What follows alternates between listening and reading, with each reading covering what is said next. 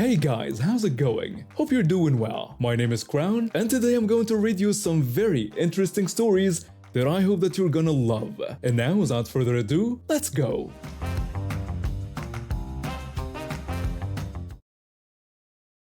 I am the youngest of three kids. My big brother has always been a pain in my side. Growing up, he'd steal my toys, eat my snacks, and generally make my life miserable. But as adults, we'd managed to keep things civil until recently. A few weeks ago, I had to get some blood tests done. You know how it is, no food or drinks except water for like 12 to 24 hours before the test. It's not fun, but it's necessary. I thought I could handle it, but my dear brother had other plans. Now, mind you, this guy doesn't even live with us anymore. He's got his own place across town. But did that stop him from coming over to torment me? Of course not. The night before my test, he shows up at our parents' house where I still live. He's got this stupid grin on his face and a bag full of snacks. What are you doing here? I ask him. Oh, just thought I'd drop by and see how my favorite sibling is doing. I knew something was up. He never calls me his favorite anything. I'm fine, just getting ready for my blood test tomorrow. Right. The one where you can't eat anything? Must be tough. And then he pulls out a candy bar. Not just any candy bar, but my absolute favorite. The one I always buy when I'm treating myself. Mind if I snack? Seriously? He came all the way here just to eat in front of me? He just shrugs and starts unwrapping the bar. The smell hits me. My stomach growls. I try to ignore it, and he's making these exaggerated sounds with every bite. You're such a jerk. Can't you go eat somewhere else? But I came to visit you. It would be rude to leave so soon. I end up going to my room, but he follows me, still munching away. Then he spots the bag of chips on my desk. My favorite flavor that I was saving for after the test. Oh, are these up for grabs? Before I can stop him, he's opened the bag and is crunching away. Those are mine. I was saving them. Shouldn't leave temptation lying around when you're fasting, little sis.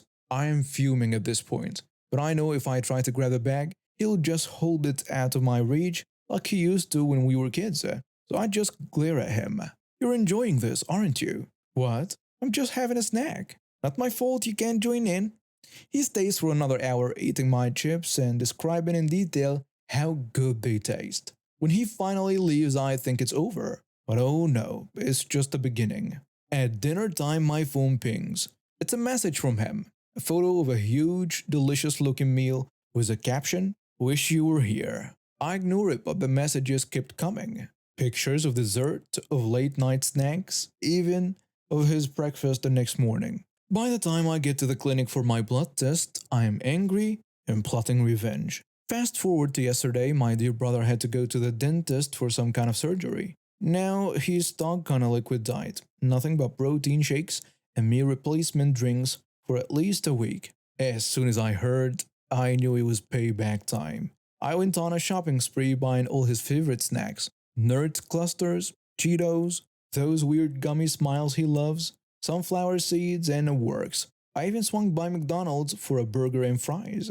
Then I showed up at his place, bags in hand. Hey bro, heard about your dental work. Thought I'd come keep you company. The look on his face when he saw me was priceless. What's all that? Oh, just some snacks. You don't mind if I eat, do you? I'm starving. I make myself comfortable on his couch and start unpacking my feast. His eyes are following every movement. It didn't have to bring all that. Nonsense. What kind of sister would I be if I didn't support you in your time of need? I open the Nerds cluster first, his absolute favorite. The rustling of the package makes him wince. These are so good. Want one? Oh wait, you can't have solids, can you? My bad. He's trying to play cool, but I can see him eyeing the snacks.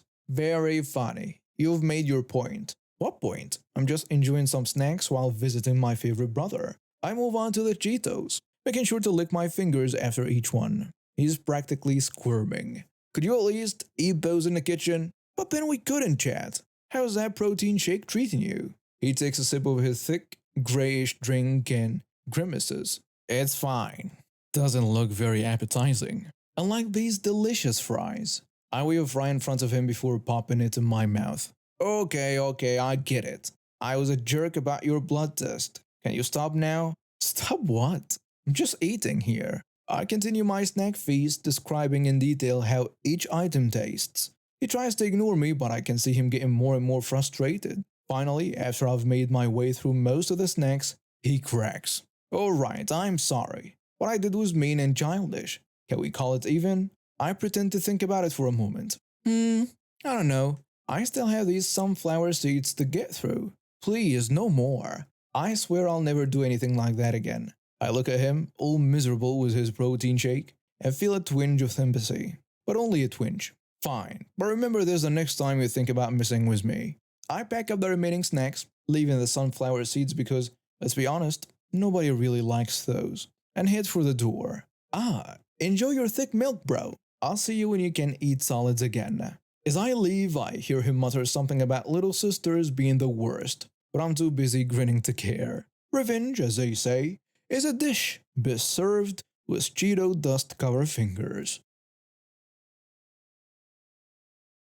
I'm 8 months pregnant and my life has been all over the place lately. My husband and I have been preparing for our first child and we've been so excited. We've been shopping for baby clothes, setting up the nursery, and attending birthday classes. It's been a lot, but we're managing. Last week I had to run some errands, I needed to pick up a few things for the baby, and I figured I'd grab some groceries while I was out. I drove to the local shopping center, found a spot, and carefully parked my car. I was about to get out when I heard a loud scraping noise. I looked at my window and saw this woman trying to squeeze her SUV into the spot next to me. She was way too close and her car was scraping against mine. I couldn't believe it. I got out as fast as I could, which isn't very fast these days to be honest. Excuse me, what are you doing? You're scratching my car. The woman, who I will call Karen because that's exactly what she was, barely looked at me. She was middle-aged, with a short blonde haircut and sunglasses. She kept trying to maneuver her car into the spot. It's fine. There is plenty of room. No, it's not fine. You're damaging my car. Please stop and back out. Karen finally stopped and got out of her car. She looked annoyed, like I was inconveniencing her. Look, it's just a little scratch. It's not a big deal. It is a big deal to me. That's my property you're damaging. We need to exchange insurance information. Oh, come on. You're being dramatic. It's probably not even noticeable. I walked over to check the damage, and sure enough, there was a long scratch along the side of my car. I felt my blood pressure rising, which I knew wasn't good for the baby, but I couldn't let this go. It's very noticeable. You can't just damage someone's property and walk away. We need to call the police and file a report. Police? Are you kidding me? I don't have time for this nonsense. She started walking away, heading towards the stores. I couldn't believe it. Hey, you can't just leave. This is a hit and run. Oh, please. It's hardly a hit and run. Stop being so sensitive.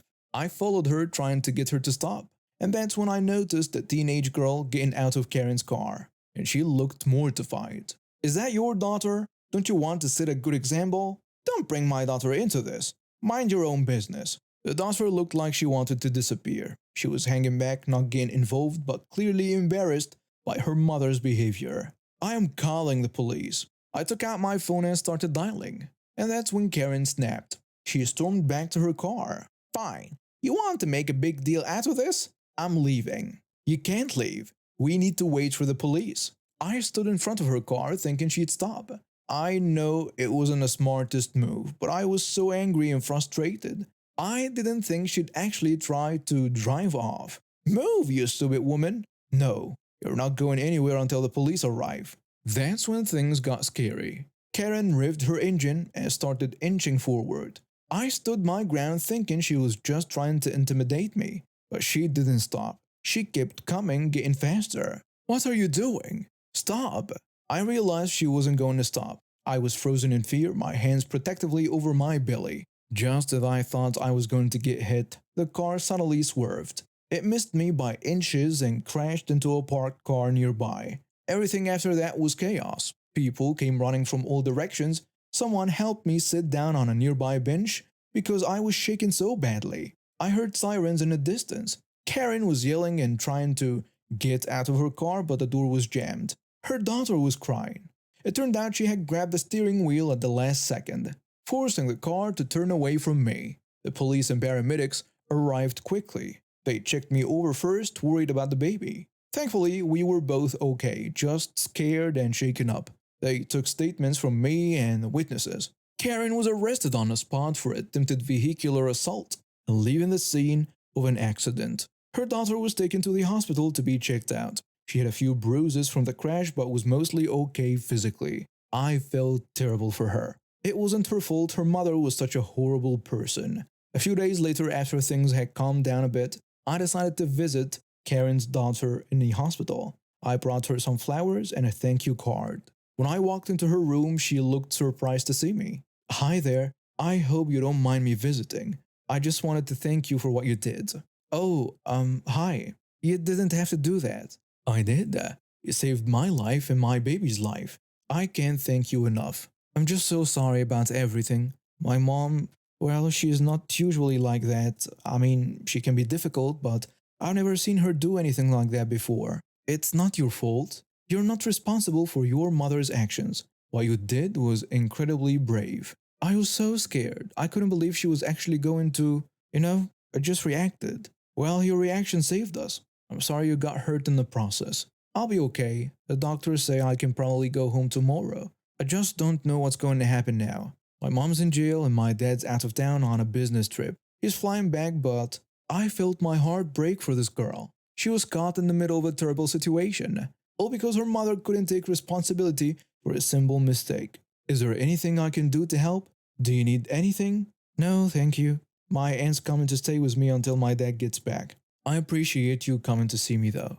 Of course. And listen, if you need anything, even just someone to talk to, here's my number. Don't hesitate to call, okay? I wrote down my phone number and left it on her bedside table. As I was leaving, she called out to me. Hey, I hope your baby is okay. I'm really glad you're both alright. Thank you. We're doing fine. Take care of yourself. I later found out that Karen was facing serious charges: attempted vehicular assault, leaving the scene of an accident, reckless endangerment, and more. Her lawyer tried to argue that she panicked and didn't mean to hurt anyone, but the witness statements and the fact that she had tried to flee the scene before I even stood in front of her car worked against her. She was sentenced to 5 years in prison. She lost her driver's license for 10 years and was ordered to pay for the damages to my car and the car she crashed into, as well as my medical bills from the stress of the incident. Her daughter ended up moving in with her father full time. We kept in touch, and I've tried to be a supportive presence in her life. She's a good kid who was put in an impossible situation, and I admire her bravery. As for me, I gave birth to a healthy baby boy months after the incident. Every time I look at him, I'm reminded of how close we came to a disaster, and how grateful I am for the quick thinking of a brave teenager. It's a story I'll definitely be telling him when he's older, a reminder that there are good people in the world, even in the most unexpected places. 3 years ago, I, 24 female, moved in with my friend, we'll call her Karen, 23 female. We had been friends for about a year but had known each other and been acquaintances for roughly 10 years. This friend was known to be a little bipolar, but she respected me and knew I had way clearer boundaries than her other friends. We moved in with my now fiance, 26 male, in a 2-bedroom apartment. We were paying 2/3 of the rent while Karen paid 1/3. The first issue arose when she asked if she could move her dog in, and I said no problem. I was working for an assistant manager for anywhere from 40 to 55 hours a week and would come home to dog pee and poop everywhere. And I mean everywhere. Think floors, couch, walls. He chewed everything, got into the garbage, the whole bit. I would let him out and clean up the mess and then inform Karen that she needed to take better care of her dog. She demanded that her job, which she typically worked 6-hour days, was too much for her and that it was my job to take care of her dog. Meanwhile, she constantly called off and or showed up to work hours late. At one point, I refused to clean it, so at most, she would pick up poop, but she wouldn't scrub anything. I witnessed one of her friends sleep with her face next to an unscrubbed dog poop stain on the couch and about vomited. The second big issue arose when the second month's rent was due. I texted Karen that my fiance, we will call him Bear, and I had our rent ready and if we could get together to write a check to the renters. She told me the banks were closed and she didn't have the money. As if the banks not being open made up for your poor planning. So we had to rearrange our finances to cover her third of the rent. I texted her that we covered it for her and that she owed us one third of the rent. She replied after a few hours that her mother paid it, so her rent for next month will be covered. I replied that would mean that my fiance and I were one third ahead, and she would still owe next month, as we were the ones that paid extra. She argued and was adamant that we were wrong and that she was not going to pay. Another issue was food. In the first month that we lived there, we spent $600 on food to fill the house and pantry while Karen shopped with me and bought equal amounts of food. I budget very well with food, and one way I do that is by buying store brand products. Karen kept snapping that she didn't like store brand and that I was annoying her. I told her that what I buy for myself was none of her business, as we were both buying our own groceries. I caught her sending her boyfriend to work with my food. We're talking a whole 12 pack of stuff, and I got irritated. The food waste really ticked me off when one time I had friends over for a party and came out the next day to my food all thrown out or just shoved out of the fridge, but still in containers. Karen's excuse was there was no room for her food in the fridge, so she emptied it completely. After 3 weeks, I ran out of $600 worth of food and had to yet again rearrange my budget to allow for more groceries. After this, petty and lazy stuff happened all the time. I tried to wash my clothes in our shared washer and came to my wet clothes soaking across the basement floor. We found a week-old rotisserie chicken in the microwave with maggots in it. There was so much more. Honestly, it's not all worth my energy typing. After my clothes were found strewn across the floor, I came up really heated and said that my stuff better start getting respected. At which point Karen's boyfriend tried to step up to me, and my fiance told him to watch himself. Karen turned around and refused to look at me or talk, while her boyfriend yelled that I needed to step up and clean up after Karen more because she was tired from work, as if I wasn't working way more than her. At this point, I agreed to sign her boyfriend's name. We will call him Steven, onto the lease. I did this because it made it easier to sign my name off of the lease. So I informed Karen that I would be leaving as soon as possible. I came home from work to my furniture on the front porch. I moved it back in and told Karen that she better not touch my stuff again before I move out. At which point she informed me that she paid rent early, so I could leave since I didn't pay my share for that month. As if it worked that way. The very next day I got a screen recording sent to me of a 15-minute Snapchat video of Karen's boyfriend, Steven, going on a methamphetamine-fueled rant saying he was going to kick my butt for basically standing up for myself against his girlfriend and that my fiancé was a big teddy bear, so if he tried to get in the way, he would knock him out too. Then he went on a rant saying the house being a mess was my fault and the dog mess was also my responsibility. The whole video was a mess, and you could tell he was on substances. But it was enough to make us decide that we were just done. So I called my dad and asked for help moving furniture. We showed up at our apartment to find Steven sitting there with a handgun on the coffee table in front of him, and Bear exploded. He grabbed a hold of Steven and told him to call him a teddy bear to his face. Steven tried to gouge his eyes out, and that's when my fiancé went all out on this man. He was a wrestler in high school, and I've never seen someone get his butt kicked with only 2 total punches thrown. At one point, he smashed his ribs between his arms and the ground, and I truly believed he broke them. I called the police so that we could give our statements and so that the police could watch while we took the rest of our belongings. I wanted our statements taken so that my roommate couldn't manipulate the situation. No charges were filed for either party. Karen has made posts saying it's on site as soon as she sees me. But I have blocked her on all social media and went so far as to delete mutual friends that I had no interest in forcing to take sides. She has stalked multiple social media platforms and has had friends comment on posts threatening me. Here's a kicker though. I thought she had been done obsessing over me for roughly 2 years now. I moved out and became a mom, and I'm excited to say we are pregnant again with our second. Recently, her fiance keeps coming up on the people you may know tab on my socials, and I got a notification saying that I may know him too. I felt like she was trying to stalk me again, so I blocked him too. Well, lo and behold, a friend came up to me and said that Karen was bragging that she found out the gender of my baby. I don't know, I just thought that this was such weird behavior and fit well in this thread. I feel like I will forever have a fan because no matter how hard I try to block her, I find out that she's studying my life again. Too bad you can't block a person in real life.